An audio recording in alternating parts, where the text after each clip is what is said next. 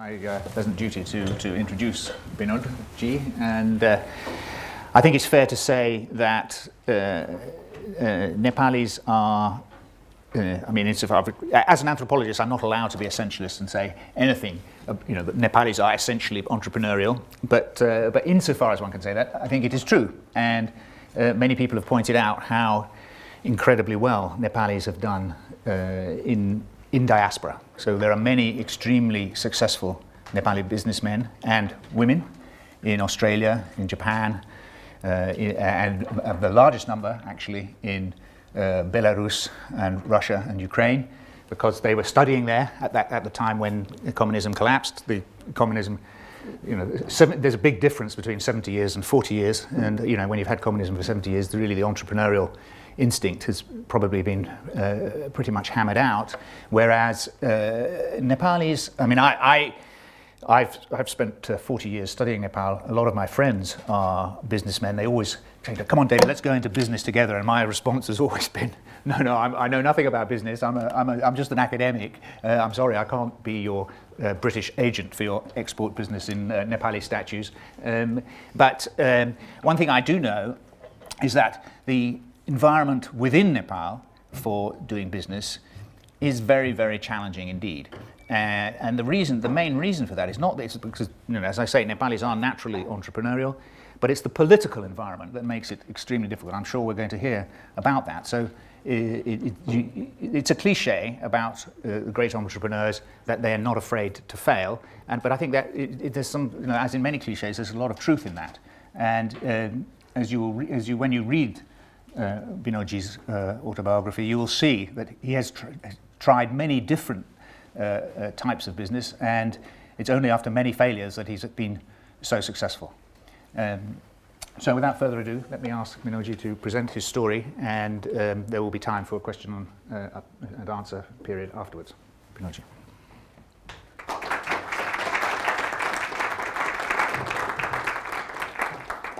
Thank you, David G. David G is someone who speaks better Newari than me. You'll be surprised. It's not even Nepali. Nepali, everyone speaks. I was so amazed when I met him in Kathmandu at the Summit Hotel a few months back. Someone who knows Nepal and Nepalese culture, and Newari too. And his sense of commitment, sense of affection for Nepal is something which is commendable, and I want to place on record our sincere appreciations, David G. Now to Dean Peter Lufano, thank you for this opportunity and honor. Oxford is a name which has always been in the minds for people like me. Sometimes, even if you can't get there, but even from a distance, you enjoy the flavor, the radiation, We in the family were very pleased. I, in fact, thought that we've scored a big one when finally I managed to send Nirvana to the Harrow School here some 15 years ago. I myself never went to a business school. Studied in public school in Nepal, and the connotation of public school in Nepal is not like this. It is government schools.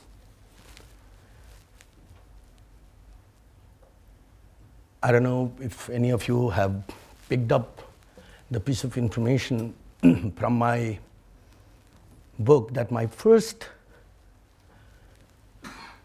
exposure to doing business actually started in this government school when I was of 10 years old or something, as a student. This was a vocational school, and we were taught to a large extent. Part of the training used to be also business, apart from the typical secretariat courses, how to run a computer, how to run a typewriter, how to take dictations in shorthand. I even learned shorthand. It was a mix of business and secretariat. Probably the perception that time in the minds of the people who used to run government schools was that business also means that. Such has been my personal journey. I was a good student. I was preparing to, I topped my school, I always did. And after passing out the school leaving certificate level at the national board level, I stood 5th. And then I was preparing to become a chartered accountant. In our part of the world, this is 43 years ago. In our part of the world, accountants were very important people. You know, they were seen as custodians of the whole capital. Most of the companies, if I'm not mistaken, probably that also applies for India. But my life changed overnight. My father had a serious heart problem, and I had to join him at the age of 18. It was a company, my father was very ambitious, entrepreneurial. He tried to diversify our traditional family business of bringing in textile from India and selling it to the rulers, the Ranas, the Shahs. He diversified and started going to Japan, because Nepal that time was slowly becoming a much more open, free market, something which you could probably compare Hong Kong and Singapore with in the later, let's say, 90s. And India used to be a totally closed-door economy. Until late 80s, India used to live in the age of ambassador cars. I don't know how many of you know, beautiful car, but you know, the old traditional established Nehru form of economic regime. So it was all about produce in India, consume in India, although Modi ji is also saying now, but from a different twist. So we used to have a huge influx of Indian tourists to come to Nepal for shopping. And that's how the family started to diversify. And after I joined the business, I started traveling to Japan, Korea, Thailand. But somehow after one trip to Japan, I was bored. I felt that something new needs to be done. 50 of us from Nepal used to go to Japan that time. There are, you know, it may not mean anything to you, but to David and to Abhishek, people, all these Sahujis, the merchants from Indrachok. I wanted to do something different. And why I want to emphasize this is I believe that sometimes taking that call which comes as an intuition without any serious feasibility studies work. I wanted to sort of depart from our traditional line of business and bring in electronics to Nepal. I somehow established links with the National Panasonic. I wanted to bring small, tiny cars like Suzuki. Maruti started being produced in India much later. There are some very interesting episodes of what I landed up myself into in the process of trying to get these distribution companies.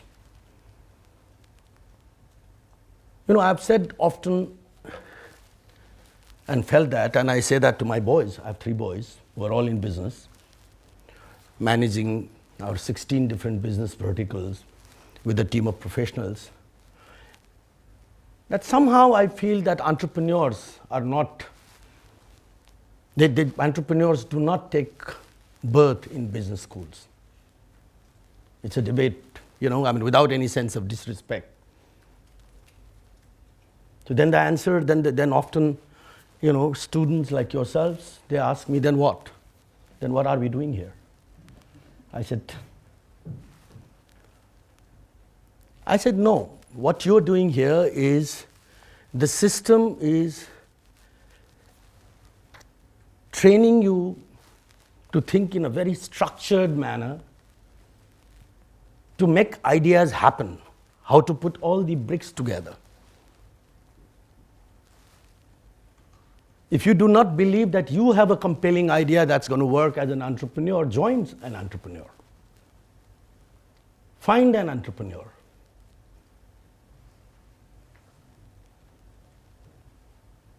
Probably that's what I've done in my life. Luckily, right from the beginning, I always thought out of box, took big risks, like YY Story, which is a big one in our company's career and big one for our country, because YY Nepal, in many respects, is also identified for YY. We produce more than 3 billion packets and sell in more than 30 countries. There are 3 generations of Nepalese who have grown up with YY. Not only Nepalese, South Asians, I would say. And YY is a true story of a brand which was created by the 3 generations of these young students who love YY. It was not that we made sure that the YY was available in their hand, they made sure that YY was received. It was produced, we started producing in Nepal some 38 years ago. And obviously, even the original producer of YY in Thailand felt that we are getting into a suicidal mode. He said, Nepal doesn't have the capacity to consume 30,000 packets of YY every day. Neither Nepalese people can afford that. I said, thank you for your advice, but please train my people to produce YY. And here it was. Thankfully, a product was born, which till today we find it very difficult to catch up with the demand. Trust me. It is like, for those of you who know India, there is a particular kind of a mango that is available in Maharashtra. Alfonso. Have you heard of Alfonso? And it goes to all over the world. Okay, people want Alfonso mangoes. Like that, the parents or friends or families, when they ask these South Asian students from the schools and colleges who are now all over the world, what do you want? They say, bring me YY. So we are trying to catch up. Today we have our manufacturing operations all over India, and now we're building a plant next door in Serbia, in Saudi, in Korea. And how the story of YY was born? I've given you the, it is probably, it can be a case study for marketing gurus. And in fact, we've talked about this subject in a similar setup with that it's one story, it's one brand, which the consumer built themselves. We started advertising in the mainstream Indian media just about a month ago, or 6 months ago. It was always the below-the-line advertising to a certain extent, introduction and and literally trying to catch up with the demand that was generated because of word of mouth and because of a strong pull.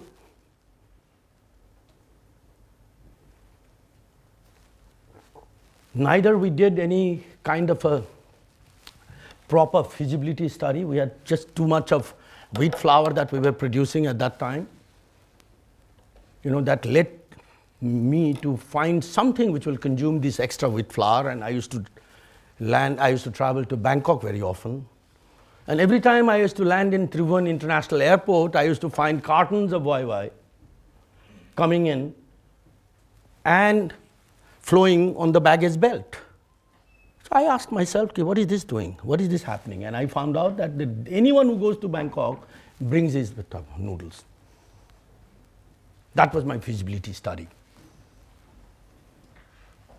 And now I've given you 2 dimensions of business. One, how you pick up an idea, okay, without any proper structured feasibility study. The other one is how do you market an idea, or how do you market a product. I mean, I don't know whether there are lessons to be drawn, but I personally do believe that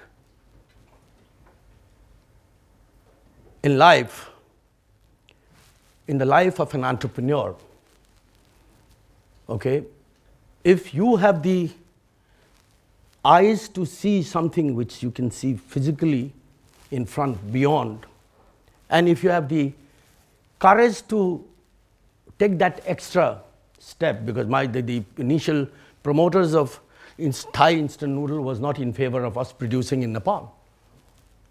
He felt that it's going to be a disaster. Okay? I think amazing things happen. I'll give another one example. I always wanted to do a hotel in Nepal, around the 80s. And Taj was a big brand, like Oxford is in the world of education, in our part of the world. So I found someone, a common friend, and approached Taj to do a hotel in Nepal. And at chances, as my destiny would have it, this friend said that, sorry, we can't do it in Nepal because we are already committed to a company and we are in dispute. That was Annapurna Hotel. But I can take you to Sri Lanka. And this was a time when Sri Lanka was on fire, Sri Lanka was in deep conflict. It was around the same period when 6 aircrafts were bombed at Colombo airport. Sri Lankans were leaving the country. Sri Lankan investors were practically, they had written off Sri Lanka for next 10, 15, 20 years. But I wanted to work with Taj so desperately. I said, fine, I'm going to come to Sri Lanka and let's see what happens. Great hotel, great site, but completely empty. The Samudra in Colombo.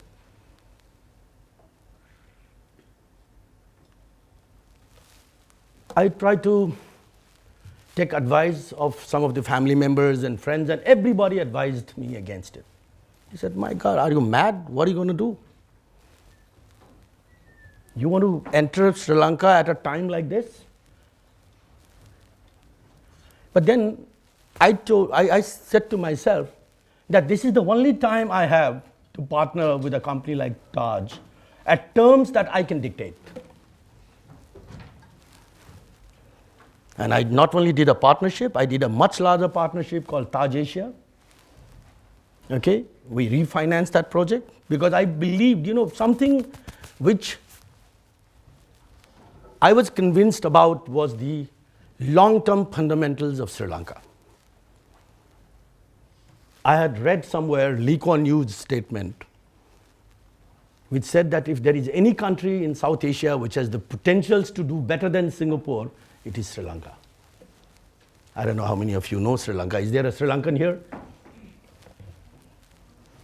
It's a great country, by the way. Today, it's booming. I think it's growing at the fastest rate after India in South Asia. So, probably the point that I'm trying to share here is entrepreneurs are those people who think beyond the framework of proven theories. They think completely out of the box.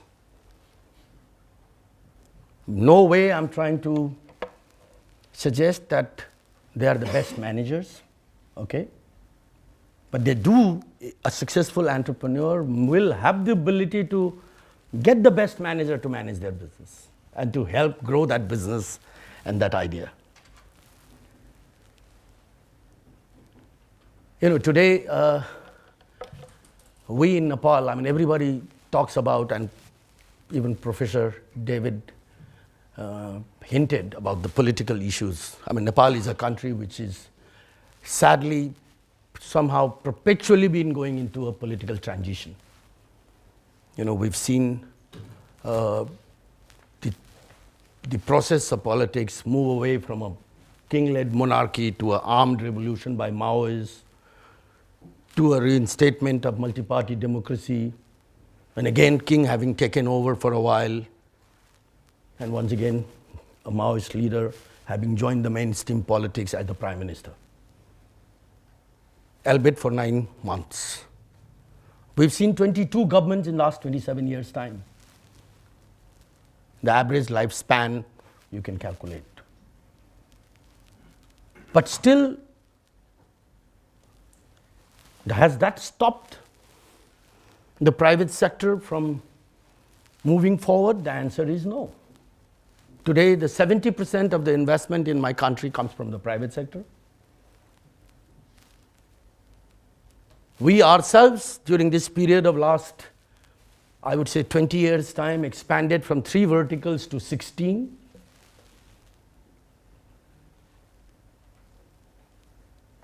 Not only that, we consciously decided to create a Nepali multinational with headquarters in Kathmandu. We had the option to move out to London or to Singapore. We do have our offices in all these places and businesses. Again, many suggested that that's going to be a mistake, because the last thing people in the world will associate Nepal for is business. And that too, a multinational, which has the dreams, which has the aspirations to become a regional corporate powerhouse. But we decided, we were very clear in our mind that we wanted to make sure that it starts and stays in Nepal and grows and opens new frontiers. Because I've personally always, and this is, I'm deviating a bit, I'll come back to the subject. I've always found that on one hand could be sometimes a disadvantage, but most of the time it's a huge advantage. When I go to the international important forums, you know, I'm the only one from Nepal. That's a huge advantage. If I go to Davos with my friends from India, they have a contingent of 50 representatives, you know. But again, having said that, there is a price to be paid. You know, you've got to be resilient. You've got to be able to fight the system to that extent. You've got to be able to create your own resources. I mean, I'm talking about, when I talk about Nepal, I talk about a country which has seen 16 hours of power shortage a day. You know, to build businesses in a perfect environment is easy, you know. But to build business in an imperfect environment takes huge amount of extra energy and effort, but same time the rewards are also as big. I always say that, listen, are you prepared to work in these difficult times, difficult countries where life is not going to be easy? Are you prepared to be, to that extent, more resilient, more proactive? If you can, if you want to, that in itself is an entry barrier which will give you a huge reward and dividend. We've seen that. My son commented while I was coming in here that, why don't you talk about a comment that was made by the Fortune in an interview which I did recently, that somehow your group seemed to be gaining the reputation of doing well in terrorist-prone or conflict-prone countries and territories, starting from my own, right? Sri Lanka, Assam, Northeast has been always our playing ground, and now Africa. And there are, I mean, huge amount of issues there, no question about it. How do you balance the two warring factions? How do you deal with a government that is, instead of pushing you forward all the time, pulling you back? How do you deal with the human HR issues, talent search? Good quality people from these countries, I mean, they choose to go out, the parents choose to send them to international good quality schools, and they choose to stay there. I mean, it's a tremendous challenge, but it's a very, very satisfying challenge. I think how much of time, how much more, David? It's up to you, but the more you speak, the less time there is for questions. That's, I know. So probably what I'll do is, I'll just share a couple of thoughts which may not be very new for you. The questions that I'm generally posed with, that what would be, how you look at the current environment for young budding entrepreneurs. Or what is that one single advantage, I mean, what is that single advice if you have to give to somebody? I don't have to, you've not even asked that advice. I've always felt, and this is what I tell my Nepalese young minds, those who aspire to do something in the private sector, that there could not have been a better time to venture into entrepreneurial initiatives than today. Because a few myths that we used to have in our part of the world, I mean in our times, are no longer relevant. In our days, 40 years ago, or in a developing economy, we used to always believe that to do big, to make it big, you've got to have the proper kind of a training, knowledge, education in big business schools, a huge sort of a family track record of business. Dad or family must create a strong platform for you to take off from. And also probably a few years of experience, working under your parents or your senior executives of the company. Today I find, thanks to the technology, and thanks to the power of ideas, people who are in the age bracket of 30s, they are changing the world. I was reading about Jack Ma. He saw the computer first time in his life at the age of 30 or something in United States, when he went there as a tourist guide. The inventor of WhatsApp was sweeping the floor in Ukraine when he thought that if there was an opportunity to create an app. And today I see, we happen to be in hotels. Today the largest hotel company had, the Airbnb, I had not even heard their name 10 years ago or 15 years ago, owned the largest number of hotel rooms.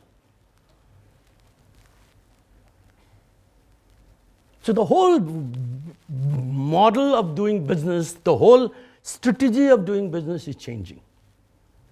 I tell our chief executive officers and our own family members that in our time it was sufficient to have eyes in front and when you look forward. Today the situation is that you've got to look all around. Who knows that someone is trying to come up with a disruptive technology which will make my business irrelevant, like it happened to BlackBerry or to Kodak.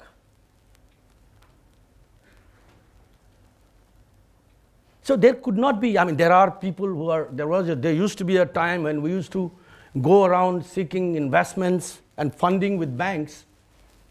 And literally, that was the situation, that was the time, I'm talking about 70s, the 60s and 70s, they used to rule. They used to be the biggest masters, the bankers, people with money. We had to queue up. Even if we had a very strong, compelling idea. Today, it's just the opposite. People like us who run startup funds, venture capitals, they run after the people with great ideas because we got to keep our business going. We got to find talents which can happen. I don't necessarily believe normally in Oxford. They do happen. Oxford just does sharpen up, touch polish the uncut diamonds into something much more precious, but they can happen also in Ukraine, in Kathmandu. So the world is different today. I think it's full of opportunity. The one wish that I'll have to leave this world unfulfilled is I wish I could be born as my son once again. What I will do, you can't imagine. So with these words, I think I will rest my submission for a while and we will talk as we go forward. Please feel free to ask questions. Thank you, Binod. That's nice.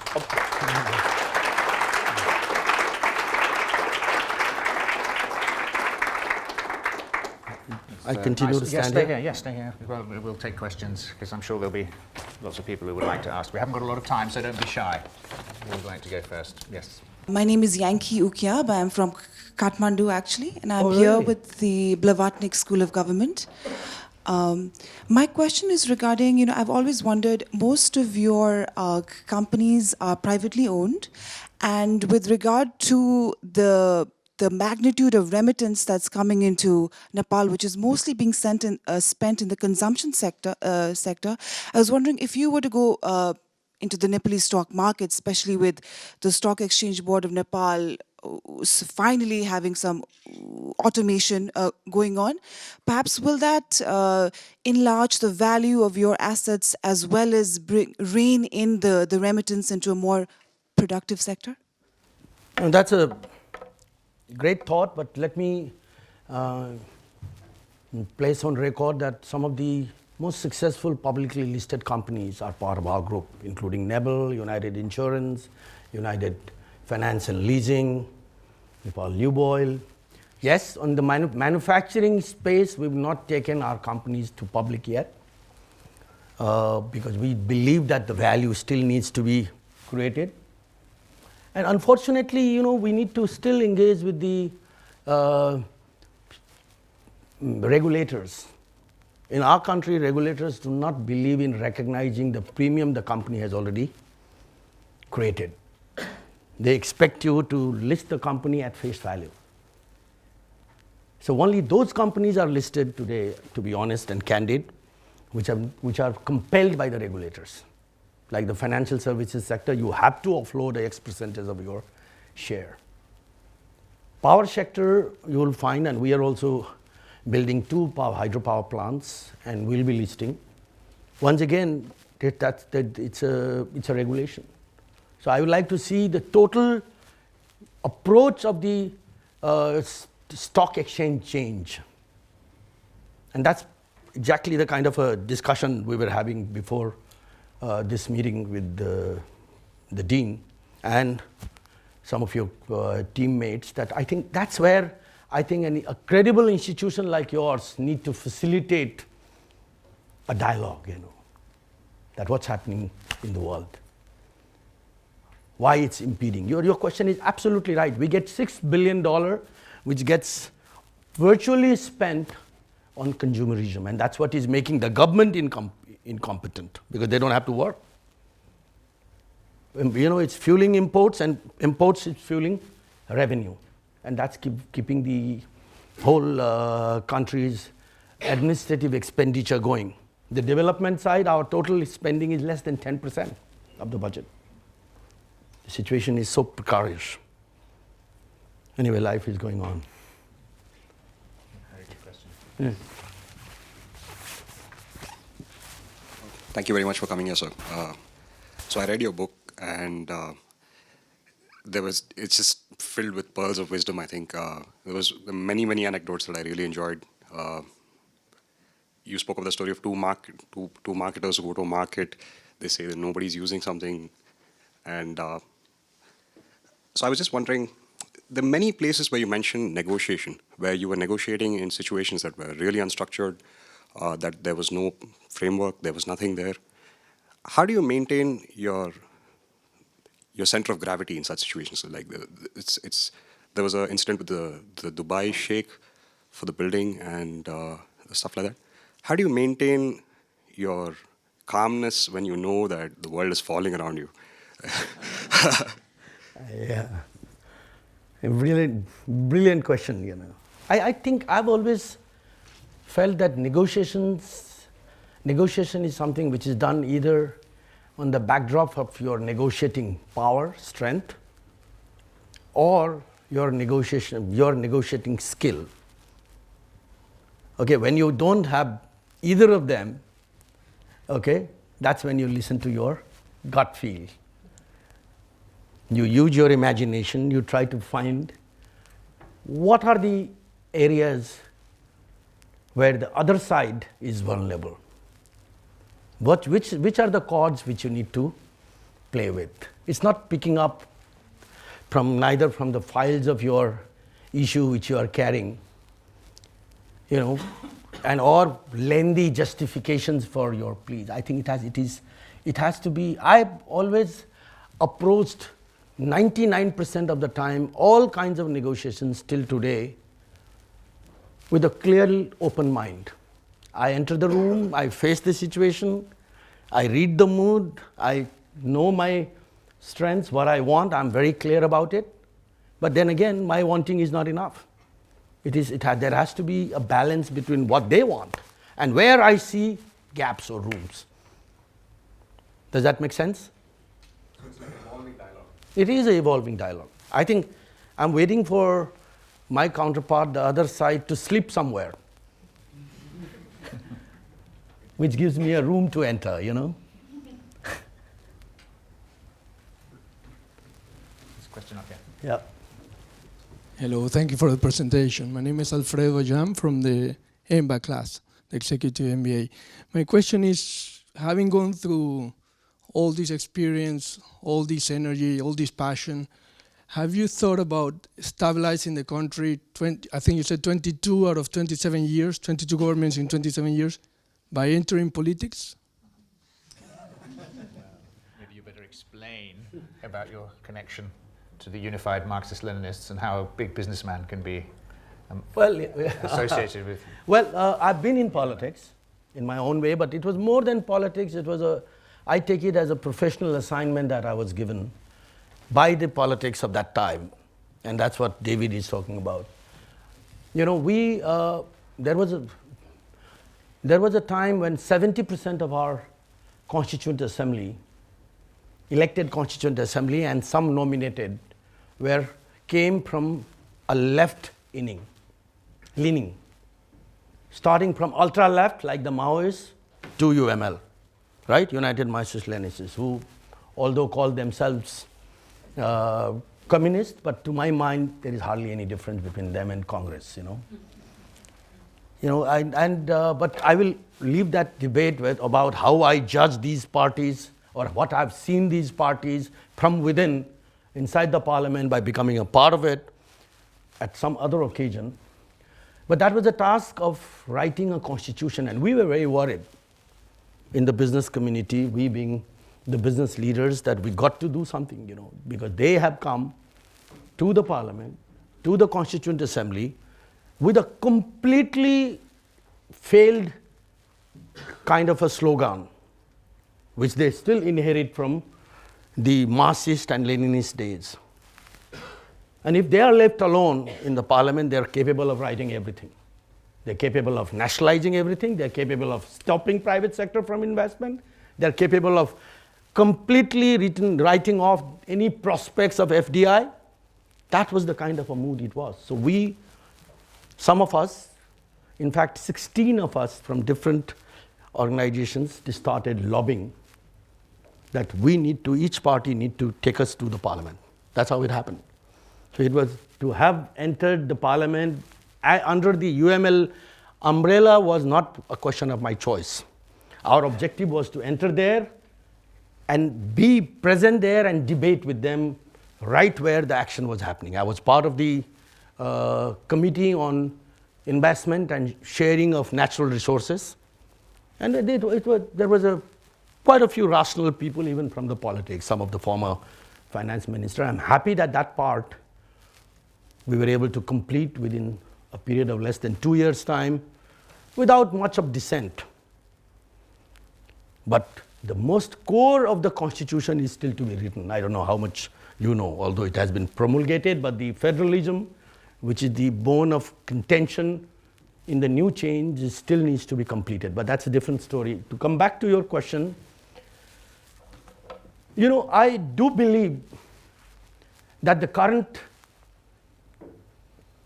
way the current parties are functioning, okay, will not be able to transform Nepal. And I say this publicly even in Nepal. The agendas are very narrow, very self-centered. I think it will call for somebody who has the courage to put the economic development to the center stage. But would that be you? It will require, for me, to build a completely new set of structures, starting from the villages to the center. I do not know whether I've got that many years left, and Nepal is not America. Okay? It is not a direct election. It's all about number games. So we've got to have enough seats in the parliament. And parliaments do not get elected always on the basis of merits, I can tell you, in South Asia. But politics is a game of impossibles. Let's leave that to the future. There's a question here.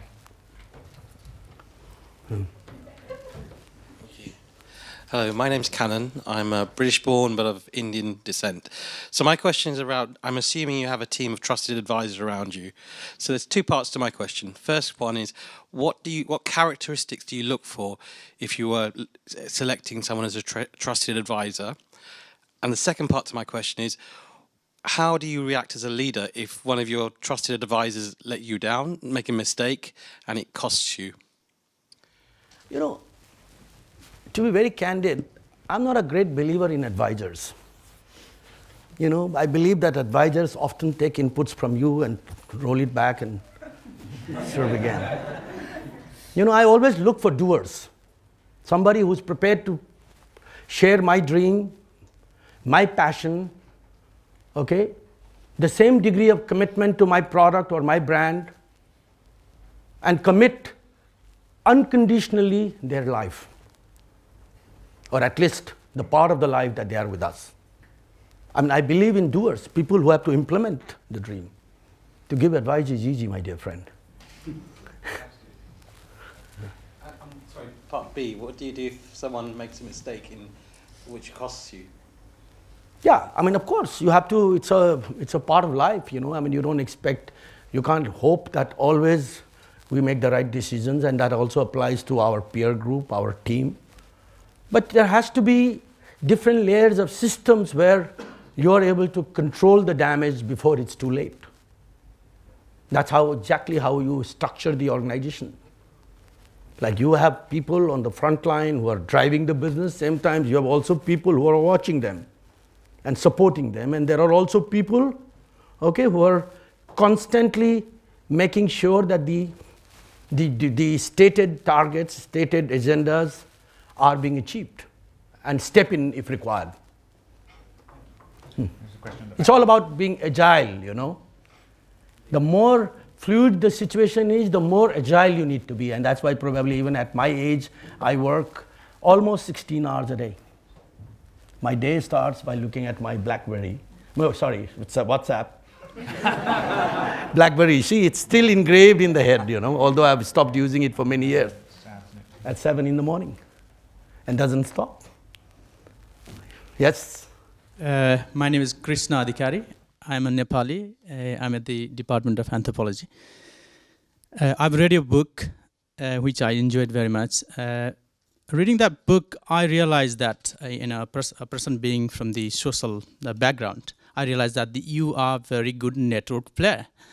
All the power centers in Nepal to the head of the states of the neighboring countries. So I realized that it takes enormous ability to play with the network and turn that to a positive environment, advocate for the policy changes so that you can expand your business. How do you do it? Thank you. Yes, I mean, I've been lucky. I must say that the biggest asset that I've got in my life are my friends and the people I know. And somehow I enjoy meeting people and building friendship.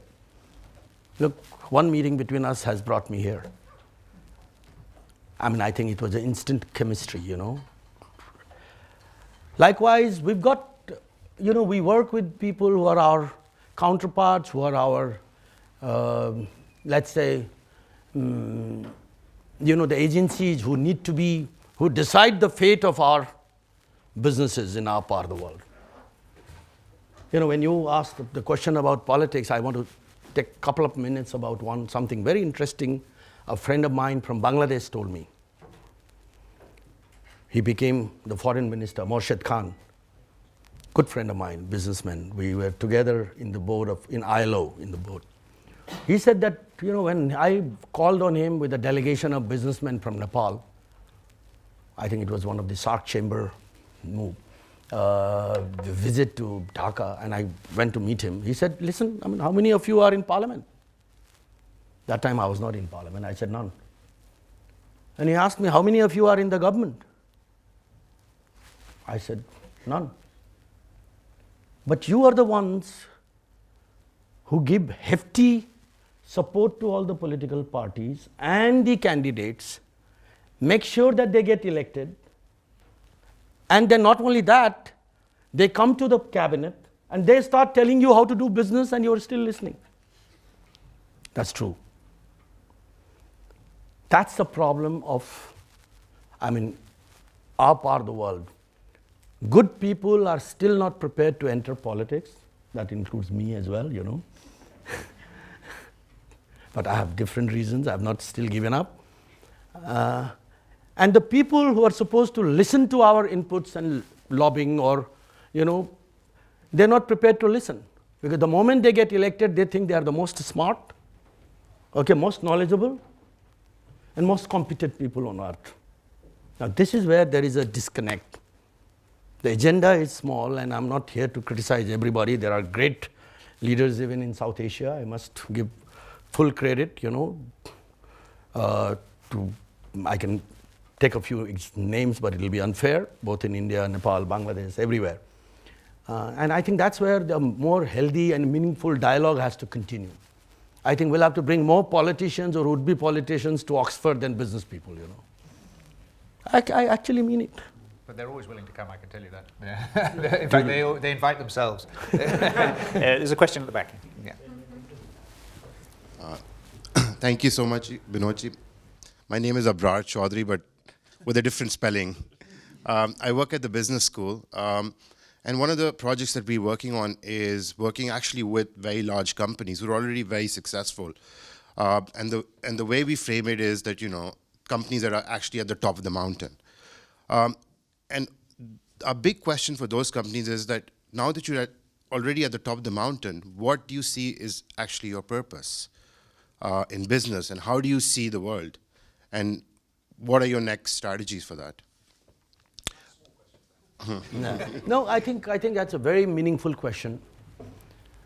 You know, sometimes well thought out strategies and sometimes events change your life or priorities in life or perspective about life, my life. If you read my book, there are 2 earthquakes in my life. The first one was 2010 Chile, the second largest earthquake in recorded history, 8.7 Richter scale, I guess, 2 minutes. I was totally prepared along with my wife that that's the end of the story. But luckily we survived, and that changed our perspective about life. That do not just go on planning things and keep them postponing, you know. Do what you want to do right now. And that's when I decided. I was approached to share my experiences with the new generation in form of my autobiography, and I was hesitating, considering the ramifications and backlash. But I agreed, and we moved forward. And I think that also changed so many different ways of looking at things. What is it that you're going to leave behind, which is going to be remembered? No matter what we say, you know, I mean, we may build some of the best and the biggest brands or the corporates, but still the engagement of that corporate with the people has different connotation. It is still considered as a business, and it is still considered that you are doing it because you are the direct beneficiary of that. What is it that you are giving it back to the society? So on one hand, that's thought process, and 2015 April earthquake completely changed the life of our company.